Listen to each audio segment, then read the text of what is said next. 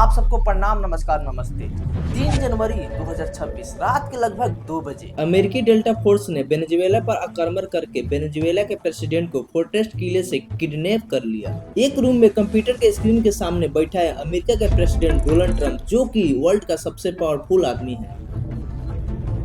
Donald Trump computer के सामने बैठकर कोई फिल्म नहीं देख रहे हैं, बल्कि अपनी डेल्टा फोर्स को लाइव शो देख रहे हैं। लगभग 4,500 किलोमीटर दूर एक घर पर अमेरिकी डेल्टा फोर्स कमांडो की हरकत देख रहे हैं डोनाल्ड ट्रंप। जो घर दिख रहा है वो वेनेजुएला के काराकस में है और इस घर में सो रहे हैं निकोलस मदुरो, जो कि वेनेजुएला के प्रेसिडेंट है। निकोलस मदुरो वेनेजुएला के प्रेसिडेंट निकोलस मदुरो ने इस बात से अनजान है कि कुछ पल में उनको अरेस्ट कर लिया जाएगा। तभी तो गहरे नींद में सो रहे थे निकोलस मदुरो। लगा कि मैं कोई सपना देख रहे हैं नींद में, लेकिन वो सच था। जब वेनेजुएला के प्रेसिडेंट को नींद खुली तो पता चला ये हकीकत है सचमुच में। अमेरिका हेलीकॉप्टर समुद्र के ऊपर से लगभग 100 फीट की ऊंचाई पर उड़ते हुए वेनेजुएला में इंटर करती है।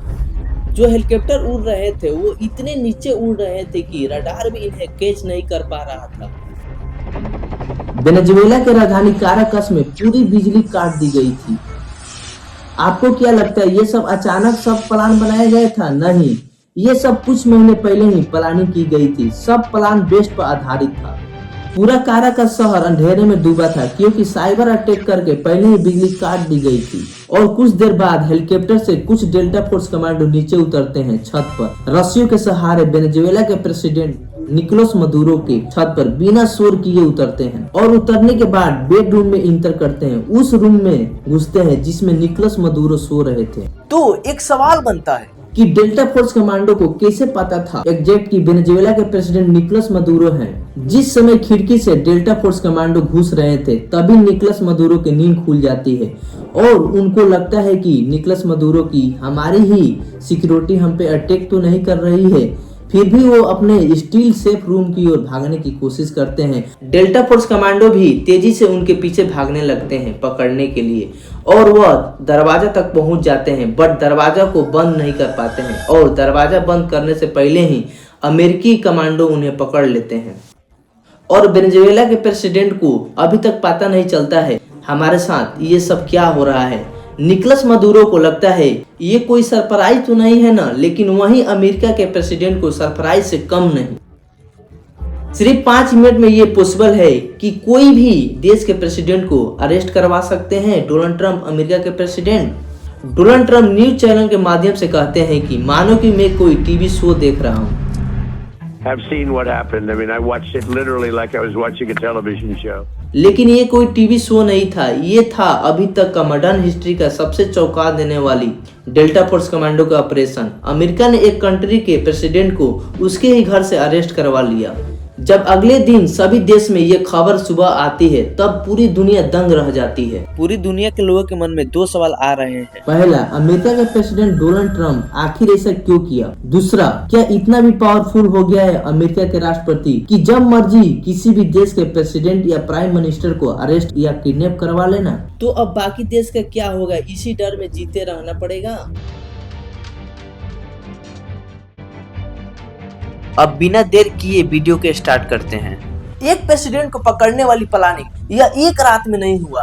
इसकी प्लानिंग कई महीने पहले ही शुरू हो गई थी। जब पूरे देश में लग रहा था कि वेनेजुएला पर सब कुछ नॉर्मल है, तब अगस्त 2025 में ही अमेरिका ने अपने टीम CIA को छोटा सा टीम स्क्वाड सीक्रेटली वेनेजुएला के अंदर भेज दिया था। इस छोटा सा टीम स्क्वाड का काम था वेनेजुएला के प्रेसिडेंट निकोलस मदुरो की हर एक्टिविटीज और मूवमेंट को ट्रैक करना। कब कहाँ जाते हैं, कब कहाँ सोते हैं, कब क्या खाते हैं, कब क्या पहनते हैं, मतलब उनकी पूरी A to Z खबर रखता था ये टीम। और खेल यहीं पर खत्म नहीं होता है। इसके अलावा CIA का एक सोर्स वेनेजुएला गवर्नमेंट के साथ मिलकर काम कर रहा था। यह इंसान वेनेजुएला के प्रेसिडेंट निकोलस मदुरो की एग्जैक्ट फोटो, लोकेशन और एक्टिविटीज की हर सूचना सीधे अमेरिका के प्रेसिडेंट डोनाल्ड ट्रंप को दे रहा था। सुनने में थोड़ा फिल्मी जैसा लग रहा होगा आपको, लेकिन यह मिशन हकीकत में खतरनाक था। क्या अमेरिका ने वेनेजुएला के साथ किया है वह भारत के साथ भी कर सकता है? तो जवाब है नहीं, क्योंकि 1974 में स्माइलिंग बुद्धा नामक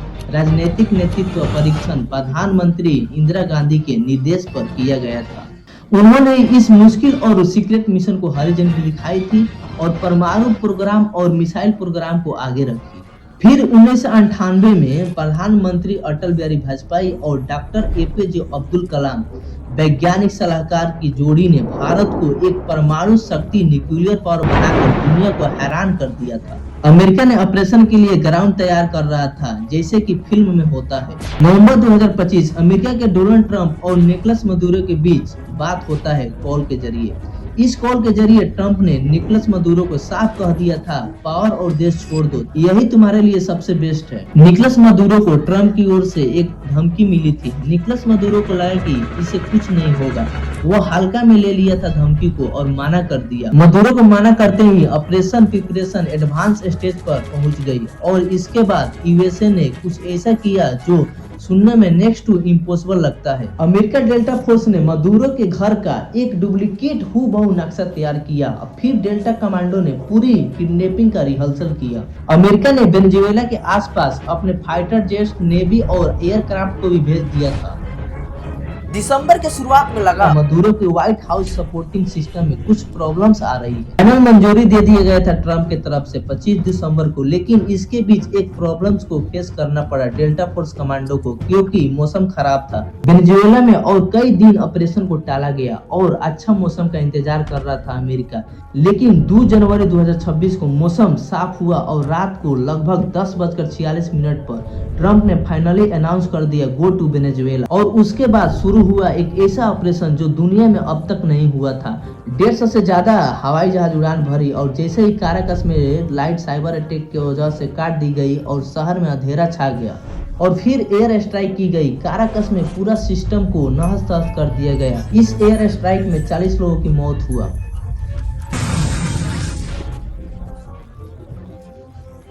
रात के 2 बजे हेलीकॉप्टर्स मदुरो के कंपाउंड पर पहुंचते ही इन पर फायरिंग होने लगी और इसी बीच डेल्टा फोर्स कमांडो रस्सी के सहारे बिल्डिंग पर कूद गए और महज 3 मिनट के अंदर मदुरो के रूम तक पहुंच गए। इस समय मदुरो अपने बीवी के साथ सो रहे थे। कमांडो को देखकर वो अपने सेफ रूम की ओर भाग रहे थे, लेकिन नाकामयाब रहे मदुरो और डेल्टा फोर्स ने किडनैप कर लिया और मदुरो को एक फोटो पब्लिकली रिलीज की गई। ट्रम्प सपोर्टर्स कहते हैं मदुरो एक डिक्टेटर था, इसीलिए डेमोक्रेसी लाने के लिए यह किया गया, ह्यूमन राइट के लिए ऐसा किया गया और इनके ऊपर आरोप है यह वेनेजुएला के रास्ते, मेक्सिको के रास्ते वेनेजुएला होते हुए ड्रग सप्लाई करते हैं। लेकिन सबसे मेन कारण था तेल और लिथियम और गोल्ड का भंडार है वेनेजुएला में और ट्रंप ने इसे ये कहते हुए किडनैप कर लिया ये ड्रग सप्लाई करता है अमेरिका में, इसी वजह से उठा के लाया गया है मदुरो को। लेकिन इस ग्राफ को देखिए, वेनेजुएला के पास वर्ल्ड में सबसे ज्यादा तेल रिजर्व है। आज से लगभग 100 साल पहले वेनेजुएला में ऑयल मिला था और 1929 तक वेनेजुएला दुनिया का दूसरा सबसे बड़ा तेल प्रोड्यूसर बन गया था। सबको वेनेजुएला का तेल लेना था क्योंकि वेनेजुएला का तेल थोड़ा हट के है।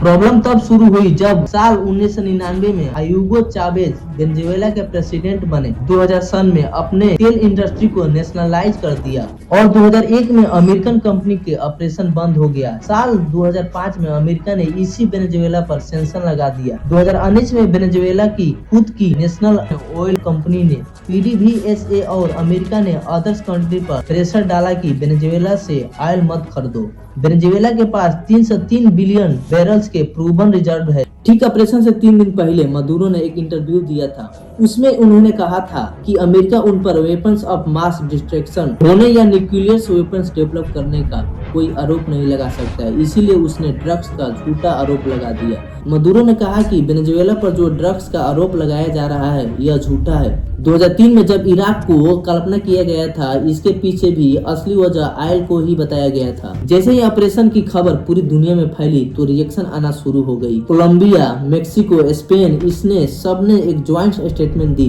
कि ये रूल्स इंटरनेशनल ऑर्डर के लिए घातक है। वेनेजुएला के बाद ट्रंप ने कोलंबिया, क्यूबा और मेक्सिको और साथ में ही भारत को भी धमकी दी, अगर इंडिया रशिया से ऑयल खरीदना बंद नहीं करता है तो टैरिफ और बढ़ा दिया जाएगा।